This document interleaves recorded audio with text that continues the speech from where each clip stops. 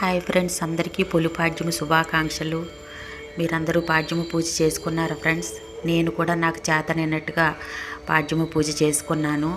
ఈరోజు విశిష్టత ఏమిటంటే, ఒక ఊరిలో రాజమ్మ అనే ఒక పెద్ద ఆవిడ ఉండేది. ఆమెకి 7 కొడుకులు ఉండేవాళ్ళు. 6 కొడుకులకి బాగా డబ్బున్న అమ్మాయిల్ని ఇచ్చి పెళ్లి చేసింది.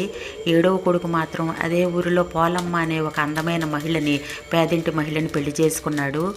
అది ఆమెకి ఇష్టం లేకపోయినా కొడుకు మాట కాదనిలేక వాళ్ళిద్దరికీ పెళ్లి చేసింది. ఆ పోలమ్మ అనే ఆమెని పోలిగా మార్చి ఇంట్లో మిగిలిన తోటికోడళ్ళు, అత్తగారు ఆమెకి అనేక రకాల పనులు చెప్తూ ఆమెని హీనంగా చూస్తూ ఇంటి పనులను అప్పచెప్పి వాళ్ళు బయట గుళ్ళకి గోపురాలకి వెళ్ళేవాళ్ళు, పూజలు చేసుకుంటూ ఉండేవాళ్ళు. కార్తీక మాసంలో కూడా ఆమెను ఇంట్లోంచి బయటకు రానివ్వకుండా వాళ్ళే గుళ్ళకు వెళ్ళి పూజలు చేసుకుంటూ ఆడంబరంగా అన్నీ చేసుకుంటూ ఉండేవాళ్ళు. ఆమె మాత్రం ఇంట్లోనే దేవుణ్ణి మనస్ఫూర్తిగా పూజించుకుంటూ ఉండేది. అలాగే పొలిపాడ్యం రోజున కూడా ఆమెను బయటకు రానివ్వకుండా వాళ్ళే నదీ స్నానానికి వెళ్ళి గుళ్ళో దీపాలు ఒత్తులు వెలిగించుకొని ఇంటికి వచ్చారు.